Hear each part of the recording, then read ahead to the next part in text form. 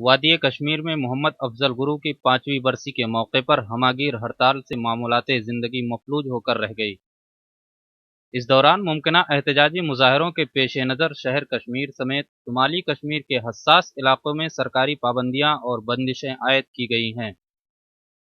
اس ہڑتال کے نتیجے میں سری نگر اور اس کے مضافاتی علاقوں میں آج صبح سے ہی دکانیں اور تجارتی مراکز بند رہے۔ وہیں سڑکوں پر گاڑیوں کی آمد و رفت نہ کے برابر رہی۔ بتا دیں کہ سید علی شاہ گیلانی، میر وائز عمر فاروق اور یاسین ملک پر مشتمل مزاحمتی قیادت نے افضل گرو اور مقبول بٹ کی برسی کے موقع پر ہڑتال کی کال دی تھی۔ افضل گرو کو دسمبر 2011 میں پارلیمنٹ پر حملے کی سازش کے مبینہ مجرم قرار دیتے ہوئے 2013 میں 9 فروری کو دہلی کے تہاڑ جیل میں پھانسی دی گئی تھی۔